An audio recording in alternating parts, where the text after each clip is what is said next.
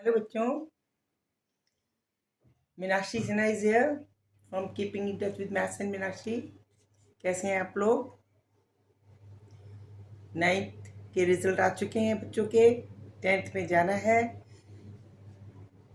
छुट्टियां पड़ रही हैं, खूब एंजॉय कीजिए, मज़े लीजिए, लेकिन साथ साथ पढ़ाई भी कीजिए। मैं यहाँ पे यूट्यूब जो चैनल चला रही हूँ, मैथ्स से रिलेटेड चला रही हूँ। इस पॉइंट ऑफ व्यू से चला रही हूँ कि आप छुट्टी भी एंजॉय करें और मेरे मैथ्स के चैप्टर भी एंजॉय करें। टिग्नोमेट्री एक ऐसा सब्जेक्ट है जो कभी 8th में या 9th में कभी किसी ने सुना नहीं होगा बच्चे ने। तो ये बहुत ही इनिशियल स्टेज पे बड़ी मज़ेदार पजल टाइप का एक क्वेश्चन चैप्टर होता है।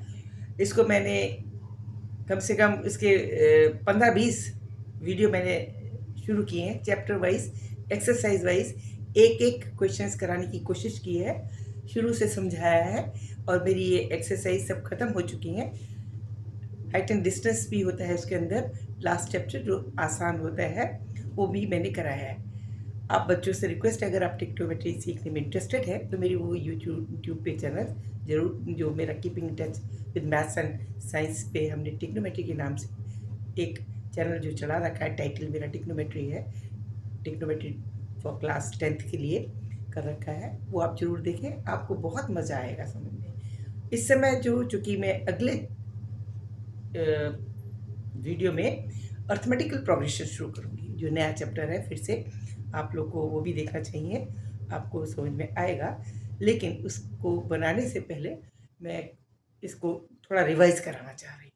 रिवाइज में यही है कि मैंने जिन बच्चों ने मेरा वीडियो देखा होगा उन्हें समझ में आ गया जाएगा आराम से। जिन्होंने नहीं देखा है वो शुरू से मेरे टिग्नोमेट्री से रिलेटेड वीडियोस देखे तो ये समझ में आ जाएगा। फिर भी अगर नहीं आता है तो ये मेरा व्हाट्सएप नंबर है 7982574530। इस पे आप अपनी प्रॉब्लम को बाकायदा पेपर पे लिख कर उसकी फ़ोटोग्राफ खींच कर मेरे पास भेज सकते हैं। मैं उसका सॉल्यूशन 100% आपको ज़रूर दूंगी। और पूरी अच्छी तरह अगर होगा तो वीडियो कॉल या व्हाट्सएप कॉल, वॉइस कॉल, सब पर मैं आपको बता सकती हूँ। अच्छा, इस समय मैं ये टिग्नोमेट्री सिखाने जा रही हूँ। ये टिग्नोमेट्री सिखाने नहीं जा रही बल्कि आपका रिवाइज करा रही हूँ तीनों चैप्टर को। यहाँ साइन थीटा से शुरू होता है। 6 रिलेशन होते हैं एक रेक्टेंगल ट्रायंगल के अंदर, बेस, हाइपोटेन्यूज और परपेंडिकुलर के बीच में। Sine theta cos theta, tan theta cot theta, sec theta cosec theta, ये आपको पिछले चैप्टर में पता चल चुका है।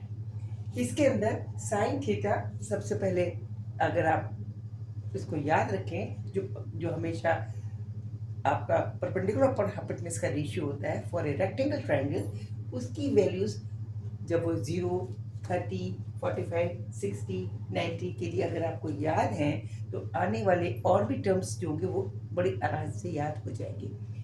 इसके एक चार्ट होता है, आपकी किताबों में बना होगा, उसमें इस तरह से बना है। बच्चों को याद करने में थोड़ी प्रॉब्लम होती है तो मैं उसकी ट्रिक आपको बताती हूँ कैसे याद करना है। साइन 0 के नीचे आप 0 वैल्यू होती है, ये रखिए, हमेशा याद रखिए। इसके बाद इसके नीचे 1/2 लिख दीजिए, इसके ऊपर 1/2 भी लिखिए और साथ में रूट भी लगा दीजिए, ठीक है। इसके ऊपर यहाँ पे 3 लिखिए और रूट लगा दिए, ये 2 हो जाएगा बस। और इसके बाद इसको 1, बस। ये चीज़ अगर 4 चीज़ें अगर आपको याद हैं तो आपको आने वाली ट्रिग्नोमेट्री में फॉर्मूले लगाने में, उनकी वैल्यूज रखने में बड़ी आसानी हो जाएगी, क्योंकि इसी पे सब आधारित होती हैं। अब आपको अगर कॉस थीटा की वैल्यू रखनी है, थीटा में भी what ever, it may be 0, 30, 40, 60, what ever it is, इसकी वैल्यूज है किसी एक रेक्टेंगल ट्रायंगल के लिए। इसका जस्ट रिवर्स इसको लिख दीजिए। ये लास्ट टर्म है 90 की, यहाँ लिख दीजिए।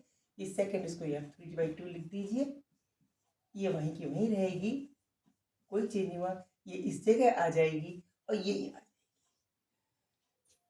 ठीक है। ये आपकी कॉस की वैल्यू आ गई।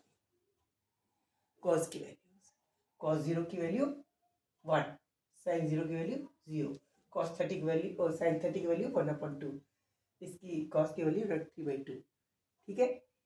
ये 1/√2, ये भी 1/√2, ये √3/2, ये 2। क्लियर? अब tan थीटा की वैल्यू निकालनी है। tan थीटा की वैल्यू साइन अपॉन कॉस का फॉर्मूला हमें पता होता है, पिछले वीडियो में मैं बता चुकी हूँ। तो दिस अपॉन दिस करेंगे, 0 अपॉन 1 करेंगे, दैट विल बी 0, तो इट विल बी 0। इसका अपॉन दिस करेंगे, 1 to 1 कट जाएगा, √3 आएगा। ये 2 डिनोमिनेटर कट गया तो √3 आएगा। 1/2 डिवाइडेड बाय √3/2। इसको डिवाइड करेंगे, दैट विल इक्वल टू 1।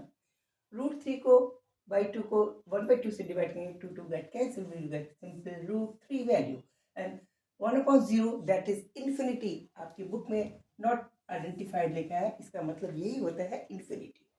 ये 3 चीजें अगर आपको पता चल जाएंगी तो अपने आप देखिए, अगर कॉसेक निकालना है 0 तो इसका 0 उल्टा रिवर्स कर देंगे।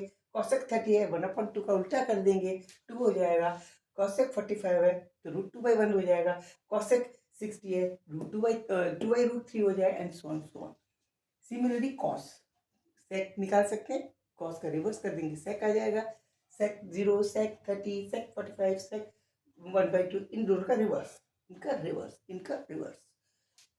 tan पता है तो कॉट का रिवर्स कर सकते हैं। tan इन दोनों को डिवाइड करके बाद निकाल लिया। ये आपका तरीका हो गया वैल्यूज को याद रखने का, मेमोरी में याद रखने का। अब दूसरा एक बात फॉर्मूला बताया था मैंने आपको, जिसमें कहा था sine of a can be written as cos of 90 minus a। आसान है इसका तरीका। कैसे? मान लीजिए सपोज a बराबर हमें 60 डिग्री निकालना है, मान दीजिए। अब देखिए साइन 60 को क्या लिख सकते हैं, साइन 60 को लिख सकते हैं ऐसे, और इसको इस तरह से लिख सकते हैं, साइन ऑफ 90 माइनस 30, 90 माइनस 30, ठीक है ना? और ये वाली वैल्यू किसके बराबर होगी, कॉज ऑफ 30, कॉज ऑफ 30। कैसे देख लीजिए आप, 60 साइन 60 किसके बराबर है, √3/2, और कॉस 30 किसके बराबर है, कॉस 30 √3/2,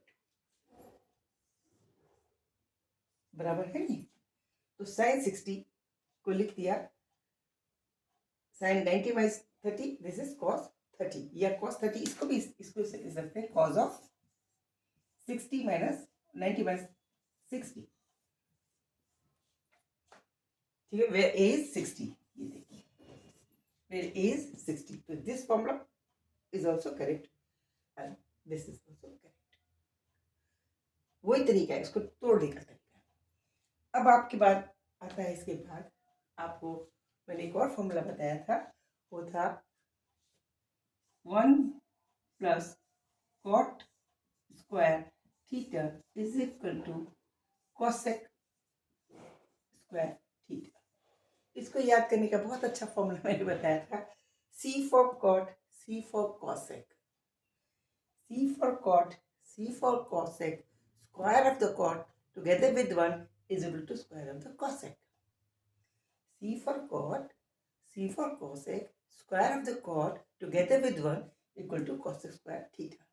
अगर आपको ये याद है तब आप tan अपने आप याद हो जाएगा। इसकी जगह 1 प्लस tan लिख दें और इसकी जगह sec स्क्वायर लिख दें। हो गया यार? एक और इम्पोर्टेंट लास्ट क्वेश्चन है, और जो सबको अधिकतर याद हो जाता है, sine square theta plus cos square theta is equal to 1। ये फॉर्मूला जो ट्रिग्नोमेट्री पढ़कर छोड़ देते हैं मैथ साइड, उनको भी जिंदगी भर याद आता है, sine square theta plus cos square theta is equal to 1, तो ये आपको भी याद रहेगा हमेशा। ये फॉर्मूले अगर आप याद रख लेते हो तो आपको एक्सरसाइज नंबर 1 से लेकर 3rd तक कोई भी रुकावट नहीं आएगी। हाइट एंड डिस्टेंस की एक लास्ट चैप्टर है 4th, उसके अंदर बस आपको 2 एंगल याद रखने हैं, एंगल ऑफ एलिवेशन और angle of depression. Angle of elevate means ऊपर करना, तो एंगल ऑफ एलिवेशन जब आप किसी ऑब्जेक्ट को अपनी नज़र से देखते हुए ऊपर जाते हैं तो ऊपर देखते समय जो एंगल बनता है विद हॉरिजेंटल, ये कहलाता है angle of elevation. In case of height and distance की बात बता रही हूँ चैप्टर का। और डिप्रेशन क्या होता है? डिप्रेशन के एंगल ऐसा होता है जो नीचे की तरफ देखते हैं। जब हम नीचे की तरफ देखते हैं किसी में, हम ऊपर खड़े हैं छत पर और नीचे देख रहे हैं किसी ऑब्जेक्ट को, तो हम नीचे जो हॉरिजेंटल से एंगल बनाएंगे इस तरह से, ये मेरी नज़र जा रही है तो ये जो एंगल बनेगा हॉरिजेंटल से वो कहलाएगा एंगल ऑफ डिप्रेशन। हिंदी में डिप्रेशन एंगल को उन्नयन कोण कहते हैं और एंगल ऑफ एलिवेशन को अवनमन कोण कहते हैं। ये कोण आपको अगर याद रहते हैं, अगर आप उल्टा बनाते तो फिगर गलत बन जाती है, आंसर गलत है। मैंने कई सारे क्वेश्चंस लास्ट वीडियो में कराए हैं हाइट एंड डिस्टेंस से रिलेटेड, और उसके अंदर बच्चों ने पूछे थे, मैंने करे हैं। इजी गोइंग होता है, लेकिन एक क्वेश्चन टिपिकल था जो मुझे बड़ा अच्छा लगा, जो मैं बच्चों से रिक्वेस्ट कर रही हूँ प्लीज़ आप ज़रूर उसको देखें। मुझे अभी समय एक्सरसाइज वगैरह याद नहीं है, एक्सरसाइज 9.1 का शायद क्वेश्चन है। उसके अंदर ये बताया गया कि एक आदमी ऊपर बिल्डिंग के ऊपर खड़े होकर के एक अपनी ओर आती हुई गाड़ी को देख रहा है। बिल्डिंग की तरफ खड़े होकर बिल्डिंग की तरफ आती हुई गाड़ी को देख रहा है। एक पॉइंट पर जब वो देखता है उसका एंगल ऑफ डिप्रेशन 60 डिग्री है, और जब वो गाड़ी और पास आ जाती है तो एंगल ऑफ एलिवेशन 30 हो जाता है। तो बताइए वो वहाँ से वहाँ तक जाने में उसको अगर 6 सेकेंड में लगते हैं तो लास्ट पॉइंट से रूट ऑफ द बिल्डिंग पर आने में कितने समय लगेगा? देखिए फिर से क्वेश्चन इस तरह का है। एक आदमी एक गाड़ी को अपनी बिल्डिंग की तरफ आते हुए छत पे से देखता है, तो उस समय जैसे वो देखता है एंगल ऑफ डिप्रेशन 60 डिग्री था। 6 सेकंड के बाद वो दोबारा जब देखता है तो एंगल ऑफ डिप्रेशन 30 डिग्री हो जाता है। अब आप बताइए कि वो गाड़ी फुट ऑफ द बिल्डिंग पे कब पहुंचेगी, पहली बात। और दूसरी बात, उसकी वेलोसिटी क्या, ये भी निकाल सकते हैं। ये चीज़ कैसे निकाली जाए? अब आप बच्चे घबरा जाते हैं कि इसके अंदर कुछ भी तो नहीं दे रखा, ना वेलोसिटी दे रखी है, ना टाइम दे रखा है, सिर्फ एक 6 सेकंड दे रखा है। एक पॉइंट से दूसरे पॉइंट पर पहुंचने में 6 सेकंड का लग रहा है, तो उस पॉइंट से बिल्डिंग की रूट तक कैसे पहुंचा जाए? उसके अंदर हाइट भी नहीं दे रखी है बिल्डिंग की, बस एंगल ऑफ डिप्रेशन दे रखी है। वो मैंने सॉल्व करवाया है, उसको आप ध्यान से देखिए। बड़ा मज़ेदार क्वेश्चन है। इसको अगर नहीं आता है आपको समझ में दोबारा, तो आप फिर से मेरे को व्हाट्सएप पे कॉल कीजिए, मैं दोबारा उसको सॉल्व करके दिखाऊंगी। Okay, bye. This is the last chapter related with trigonometry. Now I am going to start a new video, that is the chapter related with arithmetical progressions. If any problem, please keep in touch with my WhatsApp number as well as with my YouTube channel. Okay, like जरूर कीजिए, subscribe जरूर कीजिए और comment जरूर दीजिए। Okay, bye. See you.